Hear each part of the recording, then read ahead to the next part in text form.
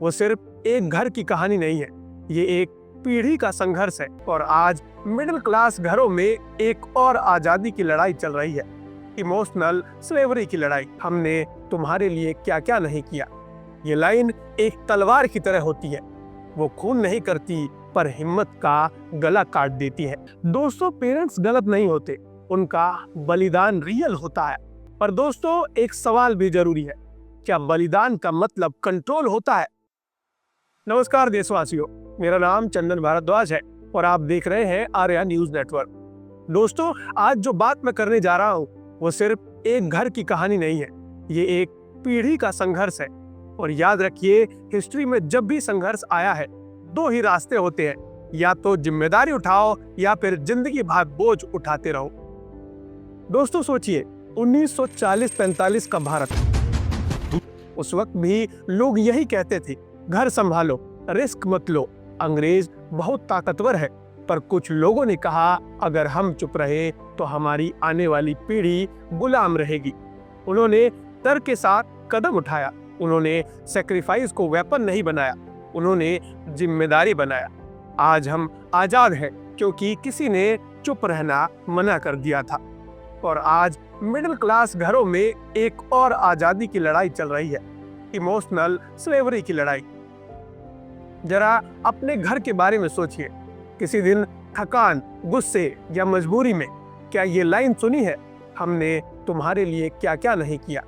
ये लाइन एक तलवार की तरह होती है, वो खून नहीं करती पर हिम्मत का गला काट देती है। और बच्चा चुप हो जाता है क्योंकि उसे सिखाया गया है, सवाल मत पूछो, सिर झुकाओ। इसी तरह अंग्रेज भी चाहते थे और इसी तरह गिल्ट का सिस्टम काम करता है। ये लाइन आपने कहीं ना कहीं जरूर सुनी होगी। पापा कहते हैं, हमने अपनी जवानी तुम पर लगा दी। माँ कहती है, हमने अपनी पसंद की जिंदगी नहीं जी। दोस्तों, ये सच है, पर सच का मतलब ये नहीं कि अगला व्यक्ति अपनी जिंदगी गिरवी रख दे। फ्रीडम फाइटर्स ने भी सैक्रिफाइस दिया था और उन्होंने अपनी नेक्स्ट जनरेशन को गिल्ट के साथ जीने के लिए पैदा नहीं किया। दोस्तों, पेरेंट्स गलत नहीं होते, उनका बलिदान रियल होता है। पर दोस्तों, एक सवाल भी जरूरी है, क्या बलिदान का मतलब कंट्रोल होता है? दोस्तों, भगत सिंह ने अपनी जान दी, पर क्या उन्होंने कहा, अब मेरे माँ बाप के ख्वाब तुम पूरे करो? नहीं, उन्होंने कहा, तुम खुद आजाद बनो। बलिदान का मतलब होता है रास्ता साफ करना, जंजीर बांधना नहीं।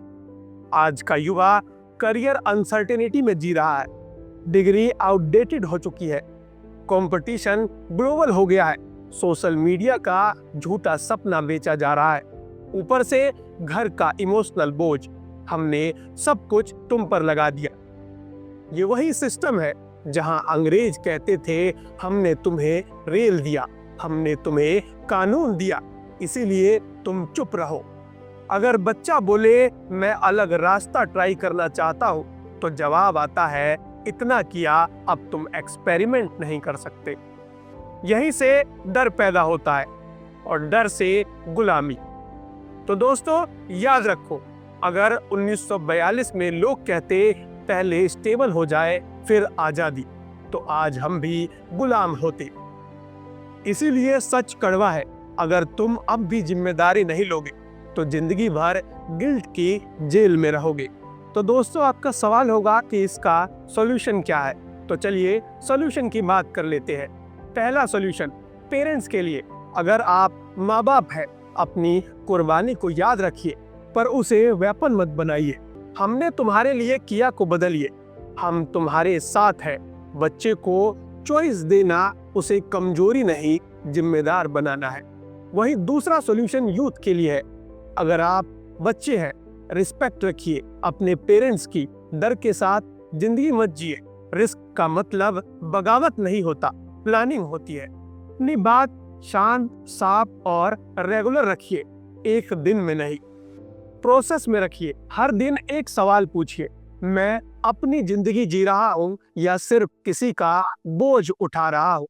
वहीं अब तीसरे सॉल्यूशन की बात करते हैं। तीसरा सॉल्यूशन जॉइंट सॉल्यूशन है। हर हफ्ते एक ऑनेस्ट कन्वर्सेशन, कंपैरिजन बंद करें। करियर को मैरिज टाइमलाइन से अलग रखिए, फेलियर को कैरेक्टर से मत जोड़िए।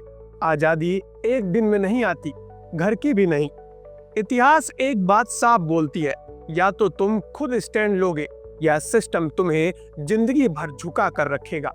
फ्रीडम फाइटर्स ने कहा था, डू और डाई। आज तुमसे कोई जान नहीं मांग रहा, सिर्फ हिम्मत मांग रहा है। तो दोस्तों, अगर ये वीडियो आपको चुभा है तो मतलब ये जरूरी था।